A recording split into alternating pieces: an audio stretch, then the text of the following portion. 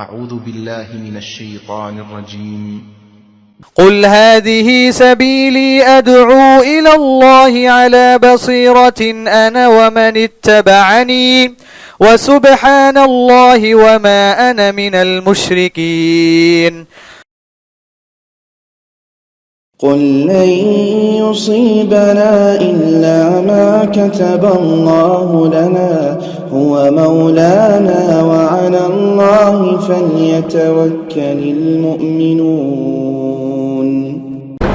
إن الحمد لله نحمده ونستعينه ونستغفره ونعوذ بالله من شرور أنفسنا ومن سيئات أعمالنا.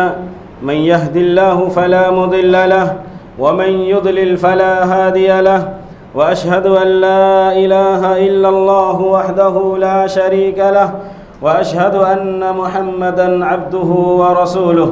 يا أيها الذين آمنوا اتقوا الله حق تقاته ولا تموتن إلا وأنتم مسلمون.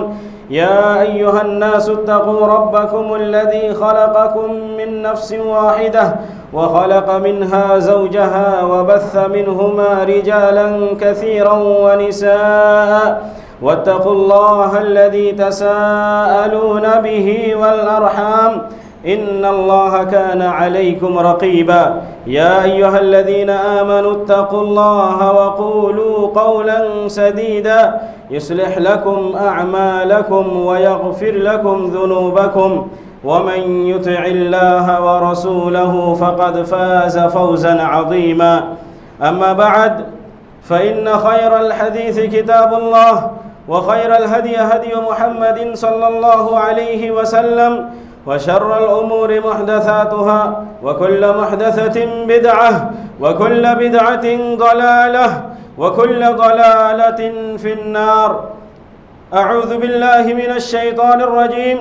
بسم الله الرحمن الرحيم. وتوبوا إلى الله جميعا أيها المؤمنون لعلكم تفلحون. محترم حاضرین جمعہ، جیسا کہ آپ کو معلوم ہے کہ ہمارا یہ دور، ہم جس دور سے گزر رہے ہیں یہ دور بہت ہی پرخطر ہے، بہت ہی ڈینجر ہے، اور بہت ہی پریشان کن حالت سے ہم گزر رہے ہیں. اور یہ کسی آدمی کی طرف سے نہیں، یہ کسی حکومت کی طرف سے نہیں، یہ کسی سوسائٹی کی طرف سے نہیں، بلکہ اللہ رب العالمین کی طرف سے ہے. یہ اللہ رب العالمین کی طرف سے ہے. تو ہمیں اب کیا کرنا چاہیے؟ یہ بیماری، یہ مرض اتنی پھیل چکی ہے اور اتنی زیادہ کثرت سے ابھی بھی پھیل رہی ہے، جس کے لیے لوگ پریشان ہیں. کوئی علاج اس کا نہیں نکال پا رہے ہیں. ابھی تک لوگ بہت کوشش کر رہے ہیں، لیکن ابھی تک آپ کو کچھ پتہ نہیں چل رہا، کسی کو کوئی پتہ نہیں ہے. اس دور میں ہمیں کیا کرنا ہے، کیا ہم کریں گے تو اللہ تبارک و تعالی ہمارے اوپر رحم کریں گے.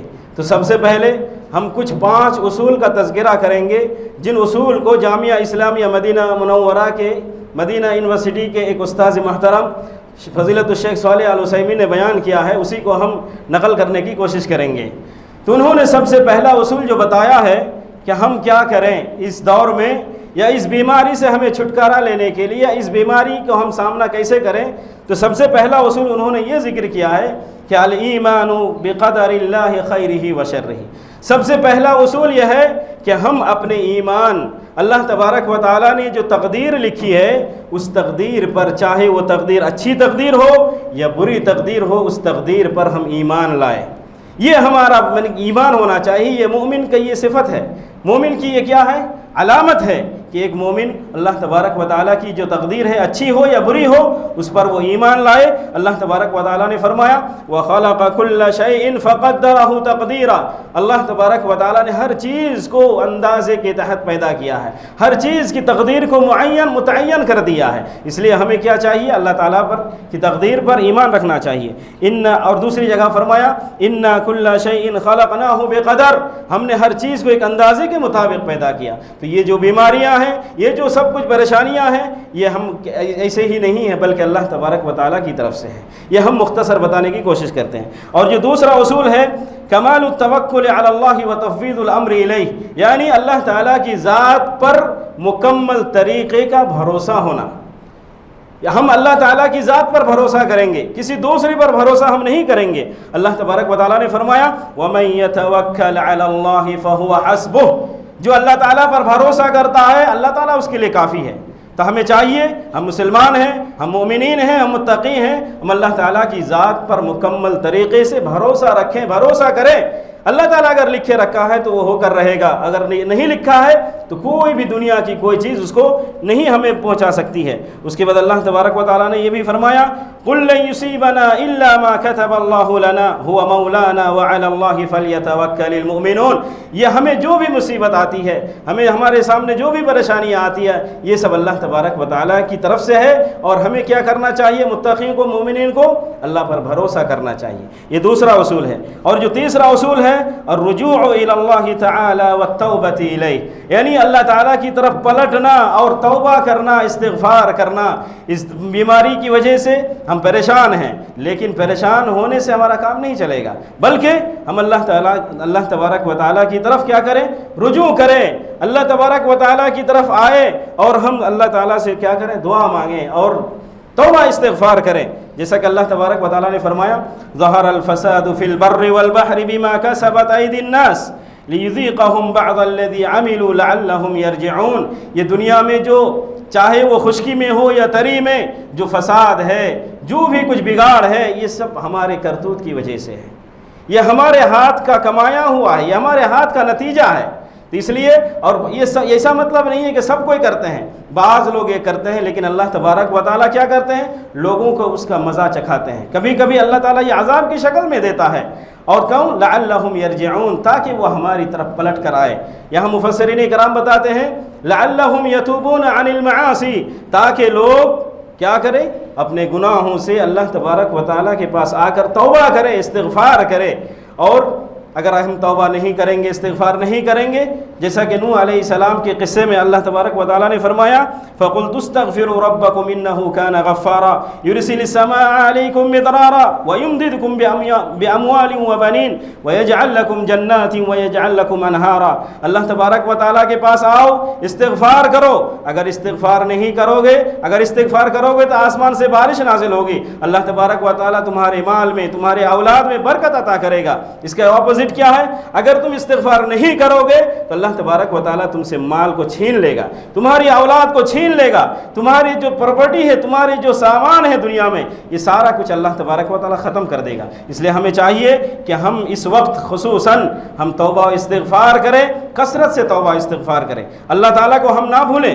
اور جو چوتھا اصول ہے بتاتے ہیں اخذ الاسباب، اس کے ساتھ ساتھ ہم تو اللہ تعالیٰ کی تقدیر پر ایمان لاتے ہیں، اللہ پر بھروسہ کرتے ہیں، اور ہم توبہ بھی کریں گے، لیکن اس کے ساتھ ساتھ ہمیں کیا کرنا ہے؟ جو اسباب ہیں، جو ظاہری اسباب ہیں، ان اسباب کو بھی اپنانا ہے۔ اس لیے کہ اللہ تبارک و تعالیٰ نے فرمایا وَلَا تُلْقُوا بِأَيْدِيكُمْ إِلَى التَّهْلُكَةِ، تم اپنے آپ کو ہلاکت میں نہ ڈالو۔ اس لیے ہم کیا کرنا؟ ہمیں احتیاط جو ہے، جن چیزوں میں یا ایسے کام کریں جن سے احتیاط کرنے سے، جن کی وجہ سے ہمارے پاس وہ بیماری نہ آئے، اس لیے ہمیں احتیاط بھی بہت ضروری ہے۔ اور نبی کریم صلی اللہ علیہ وسلم نے فرمایا فر من المجذوم فرارک من الاسد، مجذوم، جو مجذوم ہے یعنی جس کے پاس کوڑھی کی بیماری ہے، اور جذام کی بیماری بولتے ہیں اس کو، اس کے سر کے بال گر جاتے ہیں، اس کے اعضاء و جوارے گر جاتے ہیں، گرنے لگتے ہیں، کوڑھی کی بیماری بولتے ہیں اس کو۔ تو اس سے کیا کرنا ہے؟ بھاگو۔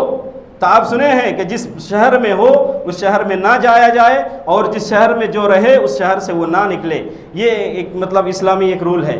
تو ہمیں ایسا ہونا چاہیے کہ ہم جو ظاہری اسباب ہیں، جو احتیاطات ہیں، جو ہمیں لوگ بتاتے ہیں، وہ سب کو ہم اپنائیں اور اس کو نہ چھوڑیں۔ اور جو پانچواں اصول ہے اخذ المعلومہ بالمصادر الصحیحہ والجہات المختصہ والحذر من الاشاعات، یعنی ہم جو معلومات اس بیماری کے تعلق سے ہم صحیح معلومات لینے کی کوشش کریں۔ ایسا نہیں کہ لوگ غلط سلط معلومات ہم کو دے رہے ہیں اور ہم کو پریشان کر رہے ہیں، ہم کو ڈرانے کے لیے کہہ رہے ہیں، نہیں، ہم ایسا نہ کریں، بلکہ جو اس سلسلے میں اسپیشلسٹ ہیں، جو ان کے جاننے والے ہیں اس بیماری کے تعلق سے، یا اس کا علاج یا اس کا احتیاط ہم کیسے کر سکتے ہیں، یہ سب ہمیں انہی لوگوں سے لینا چاہیے، ہر کسی سے نہیں لینا چاہیے۔ اور کیا یہاں پر ایک بات بتا دینا چاہتے ہیں، سلیم بن عید الہلالی حفظہ اللہ وہ فرماتے ہیں، ان کا بیان ہے کہ تم لوگ کیا کرو، اللہ تبارک و تعالیٰ کی یہاں توبہ کرو۔ کیوں؟ اگر تم توبہ نہیں کرو گے تو تم سمجھتے ہو کہ یہ بیماری اللہ تعالیٰ نے ہمارے لیے کیا ہے، لیکن تم خود زمین کے لیے تم بیمار ہو۔ یہ زمین میں فساد پھیلانا نہیں ہے، فساد وغیرہ یہ زمین نہیں چاہتی ہے۔ تو اگر تم اللہ تعالیٰ کی طرف نہیں لپکو گے، نہیں پلٹو گے، اس کا مطلب یہ ہے کہ تم گویا کہ تم ہی بلا ہو، تم ہی وبا ہو، انسان تم ہی کیا خطا کار ہو، تمہاری وجہ سے یہ سب کچھ ہوا ہے۔ اس لیے ہمیں جو ظاہری اسباب ہیں اور جو صحیح معلومات ہیں ان سب کو ہم کو لینے کی ضرورت ہے۔ اور جو آخری چھٹا اصول ہے وہ بتاتے ہیں ان یجتہد الانسان فی دعاء اللہ عز وجل لأن الدعاء هو العبادہ۔ انسان کو چاہیے، کسی مسلمان کو یہ چاہیے کہ ہمیشہ وہ دعاؤں میں مشغول رہیں، ذکر و اذکار میں مشغول رہیں۔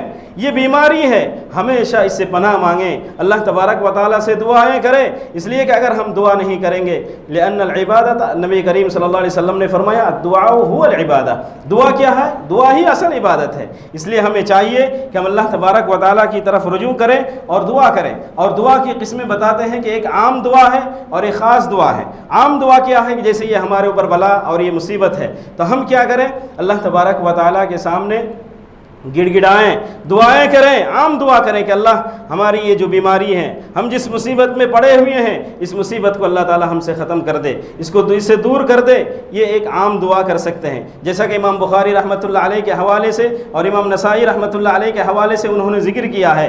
امام بخاری رحمۃ اللہ علیہ نے خود اپنی کتاب میں باب باندھا ہے کہ باب الدعاء برفع الوباء والوجع، یعنی کہیں پر اگر وبا ہو، کوئی بیماری ہو تو وہ دعا کر سکتے ہیں کہ اللہ تعالیٰ ہماری اس بیماری کو کیا کرے؟ اٹھا لے، ختم کر دے۔ اور امام نسائی رحمۃ اللہ علیہ نے باب باندھا ہے باب الدعاء بنقل الوباء، یعنی اگر کسی شہر میں کوئی وبا ہے، کوئی برائی ہے، کوئی بیماری ہے تو اس بیماری کو اللہ تبارک و تعالیٰ دوسرے شہر میں جو کافر ہیں، جو غیر مسلم ہیں، جو اللہ کو نہیں مانتے ہیں، ان تک لے جائے۔ جیسے کہ نبی کریم صلی اللہ علیہ وسلم مدینے میں جب بخار کی بیماری جب لاحق ہو گئی تو یہ دعا کی تھی۔ تو امام نسائی رحمۃ اللہ علیہ نے یہ باب باندھا ہے۔ اور جو خاص دعائیں ہیں، خصوصاً ہم سورۃ المعوذتین یعنی قل هو اللہ، قل اعوذ برب الفلق اور قل اعوذ برب الناس، ان دو صورتوں کی زیادہ سے زیادہ ہم کثرت سے تلاوت کریں، اس لیے کہ اس میں کیا ہے؟ جن، شیاطین اور جتنی بھی ساری چیزیں ہیں اس میں موجود ہیں۔ نبی کریم صلی اللہ علیہ وسلم ایسے کرتے تھے۔ اور بھی کیا؟ ہم یہ دعائیں پڑھتے رہیں اللہم انی اعوذ بک من جہد البلاء ودرک الشقاء وسوء القضاء وشماتۃ الاعداء، کہ اللہ کوئی ایسی بلا، کوئی ایسی بیماری ہمیں نہ دے جس کو ہم نہیں اٹھا سکتے ہیں، جس کا بوجھ، یعنی بہت ہی خطرناک بلا ہمیں نہ دے اللہ تبارک و تعالیٰ۔ اور کیا؟ ودر کی شقا، کوئی ایسی برائی ہم تک نہ پہنچ پائے جس کی وجہ سے ہم شرک، ہم گناہ کرنے پر مجبور ہو جائیں۔ وسوء القضاء، اور اللہ تبارک و تعالیٰ ہم تجھ سے سوء القضاء سے بھی پناہ مانگتے ہیں، یعنی جو برا فیصلہ ہے اس سے بھی پناہ مانگتے ہیں، اور جو ہمارے دشمن ہم سے ہنسے اس سے بھی ہم پناہ مانگتے ہیں۔ اور کثرت سے یہ دعا کرنی چاہیے اللہم انی اعوذ بک من البرص والجنون والجذام ومن سیء الاسقام، برس کی بیماری سے، اور پھر پاگل پنی کی بیماری سے، اور پھر جو جذام کی بیماری، اور ہر طرح کی بری بیماری سے ہمیں پناہ مانگنا چاہیے۔ اللہ تبارک و تعالیٰ سے دعا ہے کہ اللہ تبارک و تعالیٰ ہمیں ہر مصیبت سے، ہر بیماریوں سے عافیت دے، نجات دے۔ اللہ تبارک و تعالیٰ ہم سارے مسلمانوں کو اس سے نجات دے اور بچائے، ہمارے بچوں کو، ہمارے عورتوں کو، ہمارے معاشرے کو اور ہمارے ماحول کو اس سے پاک و صاف رکھے۔ اللہ تبارک و تعالیٰ ہماری دعا کو قبول فرمائے۔ بارک اللہ لی ولکم ولسائر المسلمین من کل ذنب وخطیہ فاستغفروہ انہ هو الغفور الرحیم۔